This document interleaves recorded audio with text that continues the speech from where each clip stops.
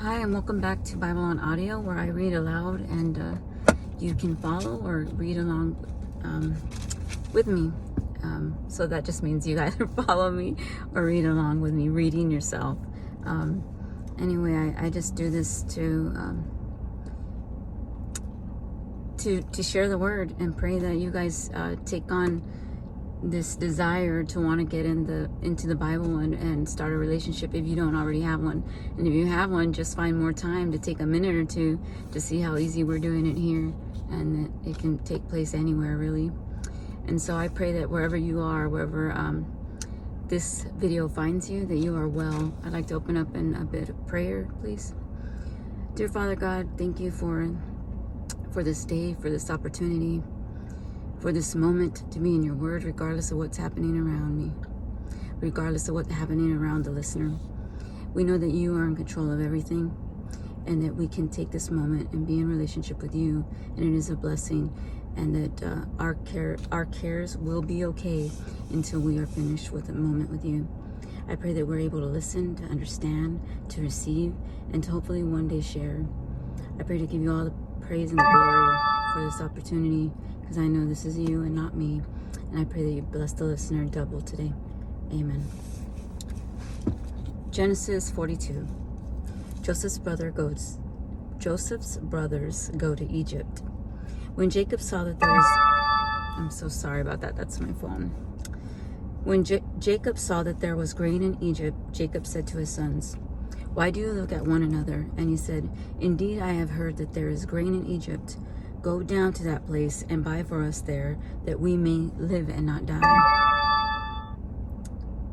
So Joseph's 10 brothers went down to buy grain in Egypt. But Jacob did not send Joseph's brother Benjamin with his brothers, for he said, lest some calamity befall him. And the sons of Israel went to buy grain among those who journeyed, for the famine was in the land of Canaan. So he left. One of his sons had to stay behind with Jacob. That's their father. And so the rest of them go. It's a time of famine, which we read about in 41. And so they're just traveling to find food for their family. Now we're in verse 6.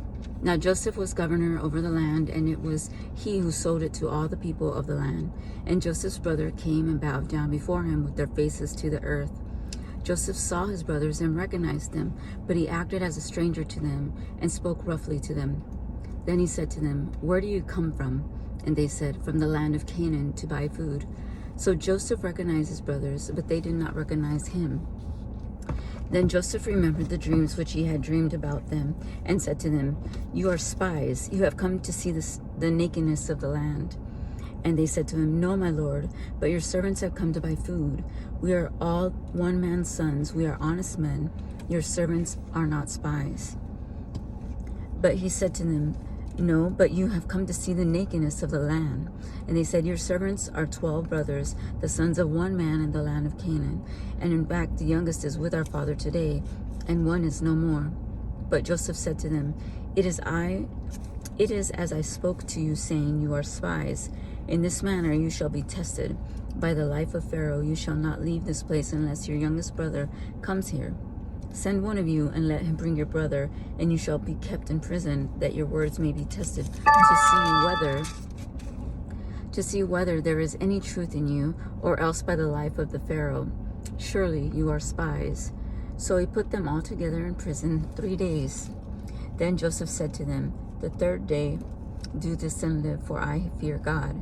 If you are honest men, let one of your brothers be confined to your prison house, but you go and carry grain for the famine of your houses, and bring your youngest brother to me, so your words will be verified, and you shall not die.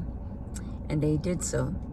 Then they said to one another, We are truly guilty concerning our brother, for we saw the anguish of his soul when he pleaded with us, and we would not hear. Therefore this distress has come upon us. And Reuben answered them, saying, Did I not speak to you, saying, Do not sin against the boy? And you will not listen. Therefore, behold, his blood is now required of us. But they did not know that Joseph understood them, for he spoke to them through an interpreter. And he turned himself away from them and wept.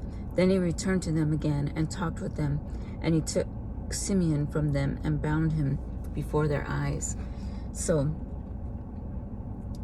Joseph knows that's his those are his brothers, and they don't recognize him, and so he's sending for the youngest. So he wants all the brothers there, and in the meantime they have to be in prison. They have to wait until their younger brother is brought by the other one that runs the errand.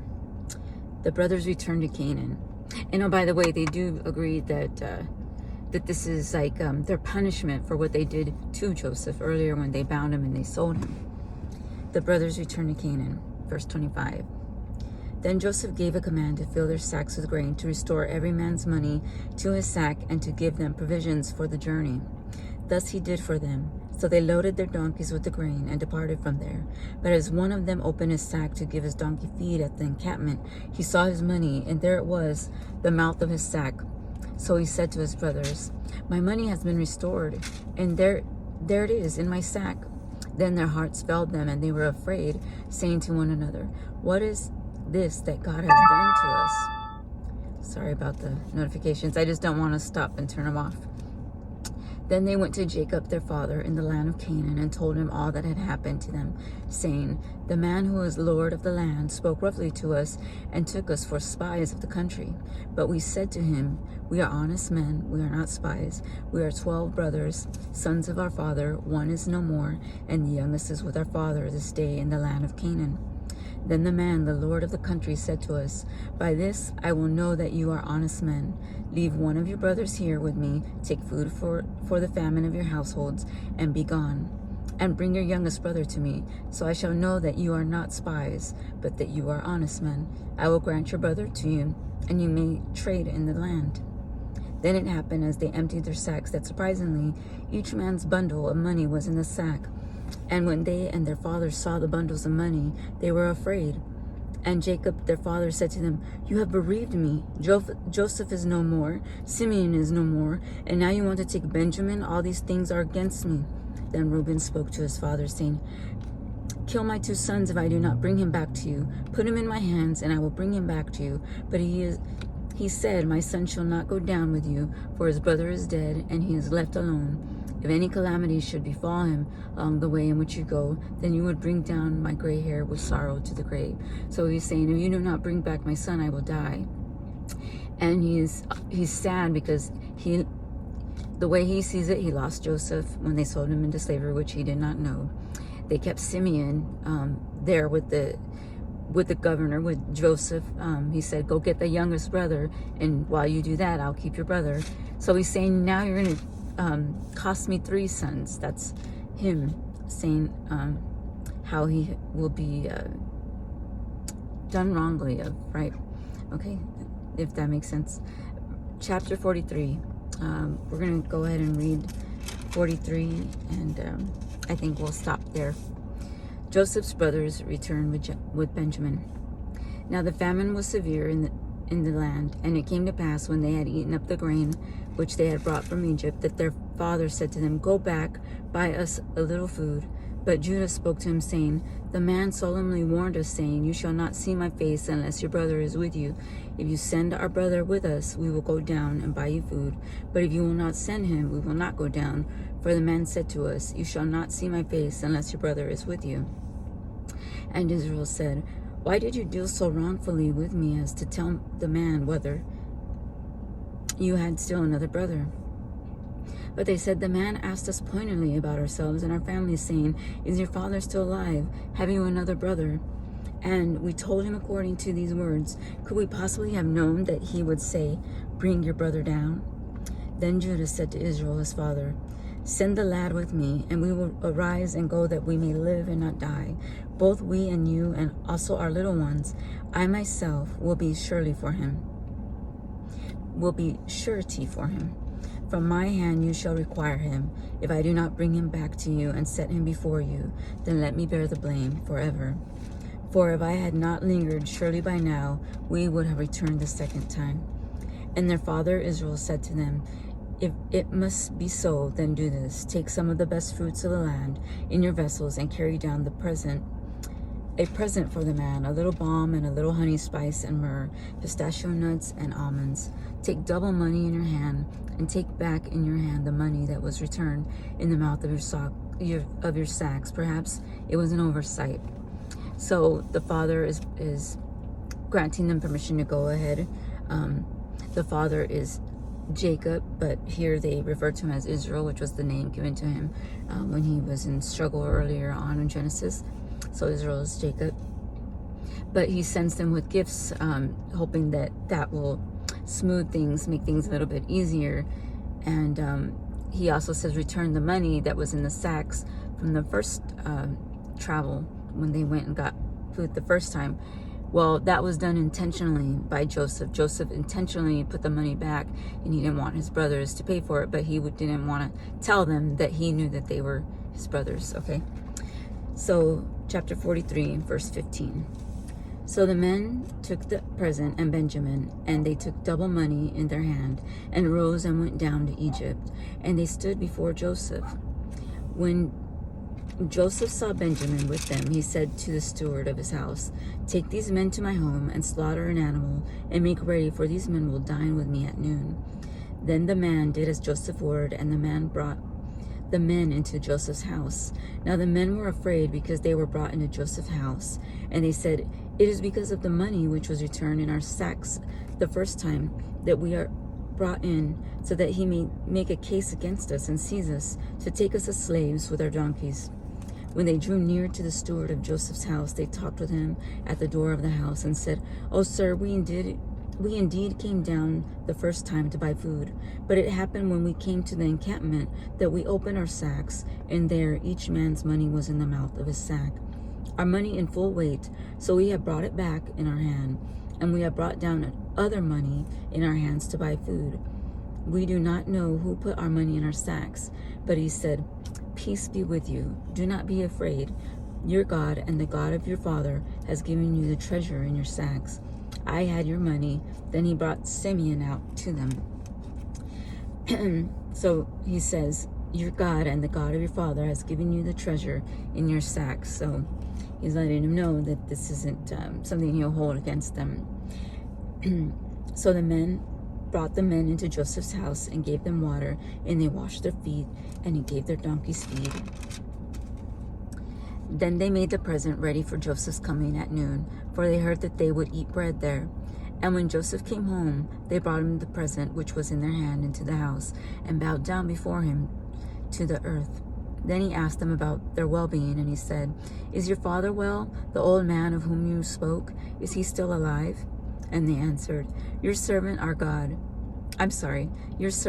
father, is in good health. He is still alive. And they bowed their heads down and prostrated themselves. So they postured themselves, they humbled themselves. Then he lifted his eyes and saw his brother Benjamin, his mother's son, and said, is this your younger brother of whom you spoke to me? And he said, God be gracious to you, my son. Now his heart yearned for his brother, so Joseph made haste and sought somewhere to weep. And he went into his chamber and wept there. Then he washed his face and came out, and he restrained himself and said, serve the bread. Have you ever known that feeling where you just, like, something caught you off guard, and it's like you want to stifle your cry because it's bad timing. You don't want anybody to see that you're about to lose it emotionally.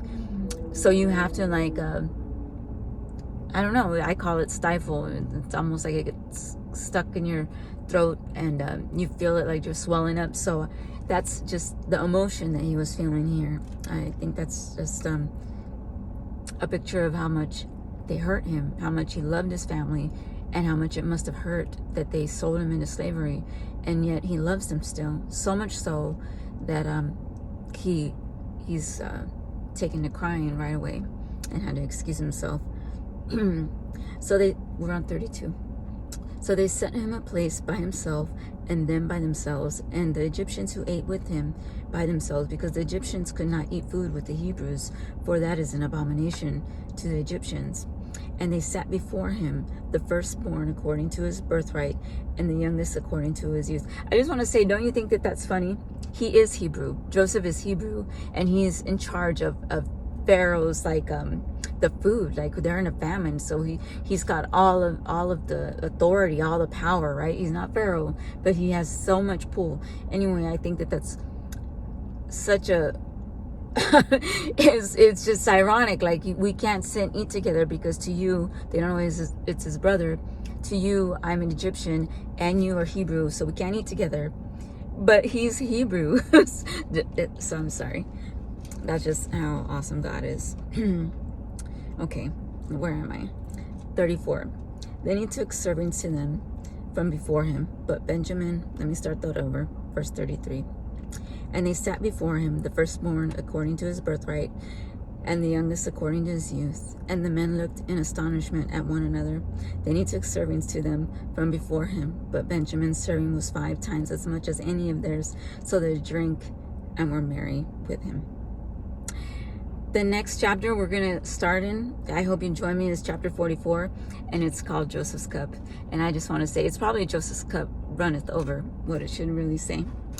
But to me, that was a great read. The Bible in itself should all be great, but I really enjoyed reading that one. I hope you are well. God bless you. Take care. Bye.